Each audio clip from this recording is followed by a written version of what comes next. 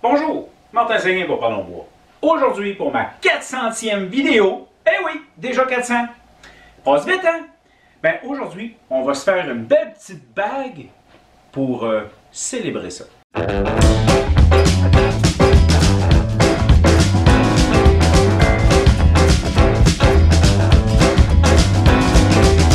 En fait, oui, je fais depuis pas très longtemps des bagues autour à bois. C'est des bagues qui ne sont pas juste en bois. En passant, vous pouvez voir, en fait, je vais vous mettre une belle photo dans le coin, là. Il y a un petit cercle d'un petit ring de métal en plein milieu. Donc, je vous montre les étapes pour fabriquer ça. Je me procure mes bagues, ou si vous voulez, en fait, c'est déjà des bagues, des joncs que je pourrais déjà mettre carrément comme ça, et laisser ça de même. Ça pourrait être beau. Bon, mettons que ça n'a pas tout à fait l'intérêt que je voudrais avoir.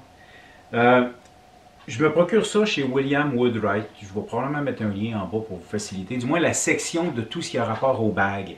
Ça se vend avec une grosseur, selon la grosseur du doigt, ok? Ça part dans les 5. Ici, j'ai une 12.5. Il y a peut-être plus petit, il y a peut-être plus gros. Il y a plusieurs grandeurs. Bon, j'en ai 7-8 ici pour le plaisir de me pratiquer et faire certains modèles. L'autre chose que vous pouvez regarder, c'est à quelle largeur elles sont. Il y a le nombre de millimètres. Dans les moins larges, on a 3 mm, puis ici, je pense que j'ai 6 ou 7 mm de large. C'est sûr que ça ne donne pas le même look, mais je peux vous dire une chose, les plus petites sont probablement plus difficiles à fabriquer que les plus grosses. En tout cas, pour ce qui est de prendre des prises de vue avec une caméra, on va volontairement faire une grosse pour que vous ayez de quoi avoir. Bon, je tiens à dire que je me sens comme Thomas Edison actuellement. Thomas Edison, lorsqu'il a inventé l'ampoule électrique, ce qu'il me racontait, c'est qu'il me dit « Écoute, j'en ai fait 200 qui ne marchaient pas avant d'en faire une qui marchait. » J'ai dit « Ah, tu t'es trompé 200 fois. » Il dit « Ben non. » Il dit « J'ai fait 200 apprentissages, prototypes, où j'ai appris comment faire. » Donc, vous pouvez constater dans le coin ici que depuis ce matin, je n'ai magané quelques-unes. Des fois, c'est le bois, mais la plupart du temps, c'est le gars qui n'est pas correct. J'ai trouvé des petits trucs pour que ça aille bien. Je vais tout vous donner ça. Donc, la première chose qu'on fait, on se procure un morceau de bois. Ben oui, toi. Il existe, il y a en vente en passant chez William. Là, vous pouvez acheter des morceaux de bois, mais vous pouvez aussi utiliser simplement des morceaux que vous avez de vos restants de projets. La petite que je vous ai montrée tantôt, c'est en padouk. J'en ai fait une en noyer noir et j'ai d'autres choses. J'ai même de l'acrylique. Je vais expérimenter un peu dans l'acrylique. Mais je me les garde pour le dessert, ceux-là, vu que le sablage amène un peu de dégâts. Donc, je vais faire tous ceux que j'ai en bois en premier. Donc, ce que ça vous prend, c'est des morceaux de bois 1,5 pouce par 1,5 pouce, 3 cm par 3 cm.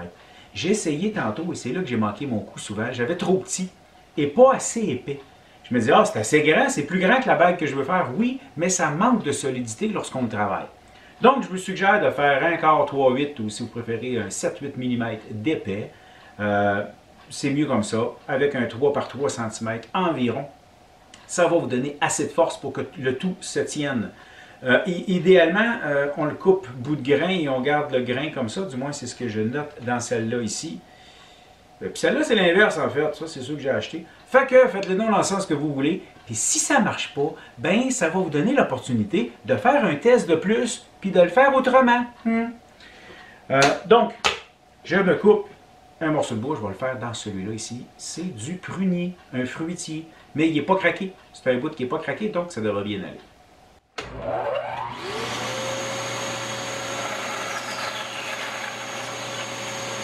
Ensuite, une coupe à la scie à ruban, c'est pas lisse, c'est pas parfait. Donc, je vous invite à prendre une planche de sablage. Si vous vous demandez comment faire ça, j'ai une vidéo qui montre comment le faire. C'est assez pratique, assez souvent. Donc, on va simplement prendre la pièce et la passer sur notre feuille.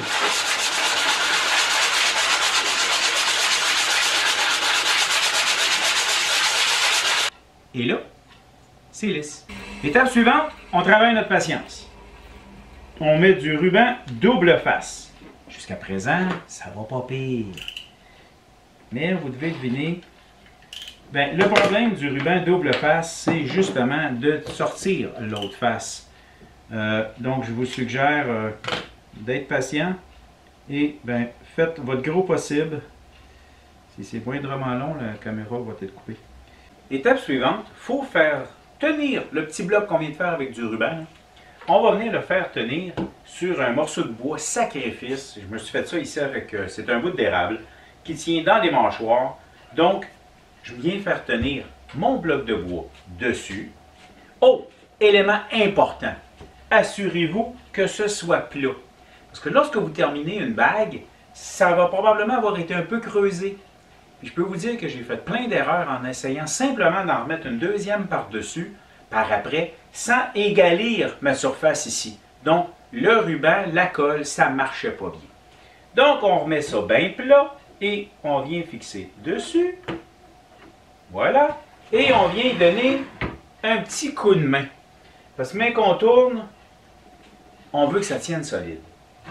Donc, je vais prendre ça ici. Je vais venir l'arrondir.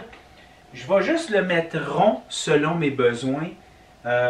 Je suis encore peut-être très loin de me rendre où est-ce que je veux me rendre parce que je veux laisser de la viande. Il y a du ruban derrière. Il y a d'autres étapes à faire. Donc, on se garde la viande. On va retourner notre bague par après.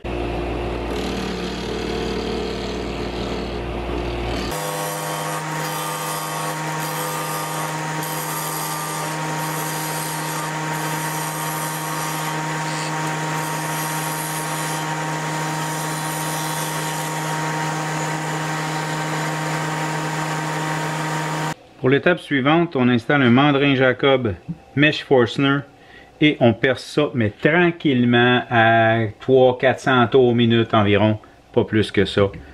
Même que là, je vais éteindre mon dépoussiéreur. Petit truc, quand vous utilisez Mesh Forstner, vous ne devriez jamais utiliser le dépoussiéreur. Bon, peut-être pas pour ce que je fais là, mais normalement, c'est parce que ça chauffe beaucoup et on peut renvoyer des copeaux très chauds à l'intérieur de notre dépoussiéreur. Donc, Forstner égale pas de dépoussiéreur.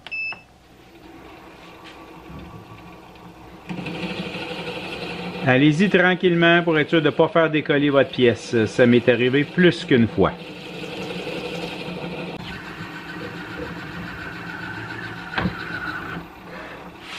Aussi, en retirant votre mèche comme je viens de le faire, là, ça m'est souvent arrivé de tout faire décoller parce que ça va de côté.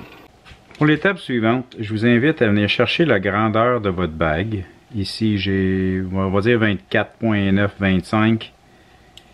Parfait. Donc, je vais venir agrandir mon trou tant que je ne serai pas rendu à mon 25. Puis, à partir de 24, là, je vais arrêter le tour souvent, puis je vais venir la tester, savoir si ça rentre bien. Il faut qu'elle rentre au complet.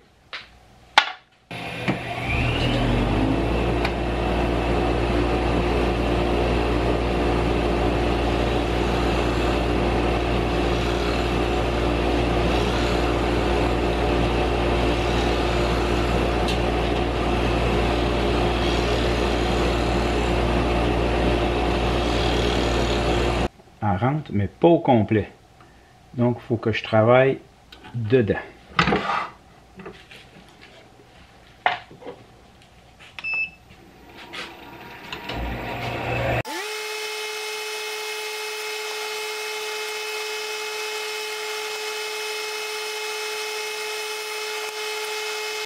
Bingo! Maintenant que la bague rentre dedans, elle est trop large. Je dois rapetisser la largeur à peine 0,5 mm plus large que mon besoin. Donc, on va travailler la largeur. Tranquillement.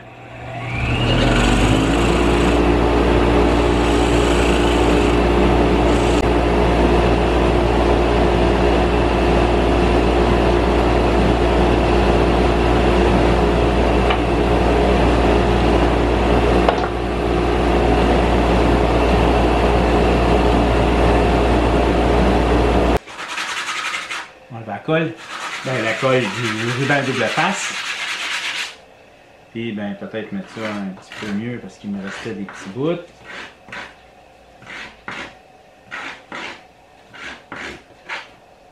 Bon. L'étape suivante n'est qu'une suggestion. Des morceaux de bois comme ça, c'est pas ce qu'il y a de plus solide au monde, là, malgré qu'on met une petite bague de métal en dessous. Donc ma suggestion est d'imbiber votre pièce de colle CA de la cyanacrylate légère, pas légère, pardon, la mince, la thin, et de le laisser imbiber. Ça va solidifier votre morceau, on va le faire des deux côtés. Donc ça va faire durcir notre morceau de bois pour qu'il soit justement plus résistant à long terme. Et mon but est de maintenant coller la bague de métal à l'intérieur même de mon cercle, de ma bague. Donc je vais coller la bague dans la bague, tu sais, man. Puis je vais utiliser de la thick épaisse. Ça va faire en sorte qu'elle va être un petit peu plus stiff en place. Quoique là, j'ai déjà de la mince qui est rentrée dedans.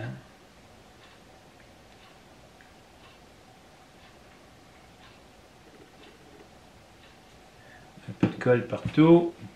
On essaie d'éviter sur les doigts.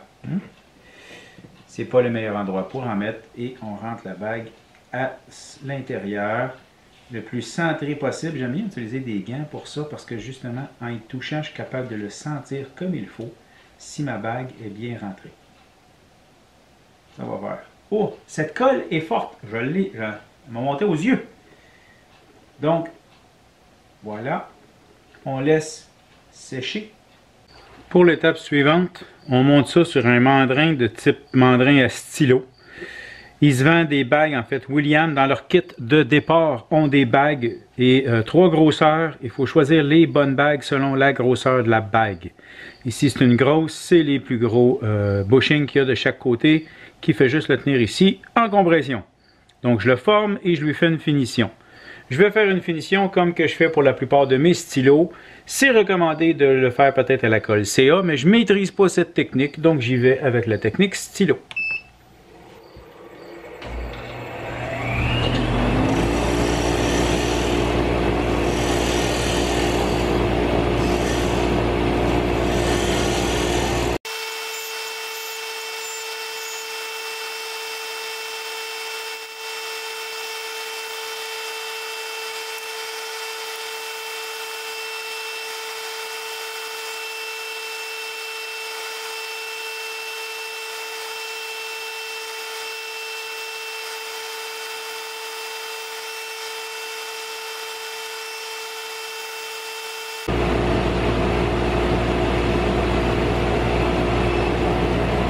Voilà, ma bague est terminée.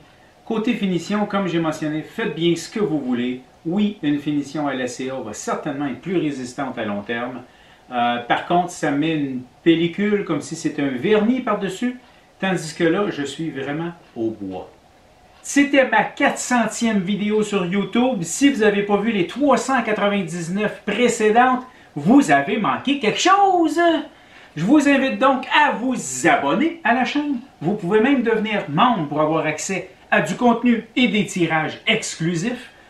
Suivez-moi sur Facebook, sur Instagram, suivez-moi dans la rue si vous voulez.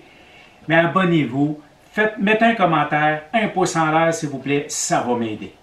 Donc, ce vidéo va se retrouver dans la section tournage. J'ai plusieurs sections sur ma chaîne. Je vous invite à suivre les sections et regardez un peu dans mes anciennes vidéos. Vous allez certainement trouver des choses qui vont vous intéresser.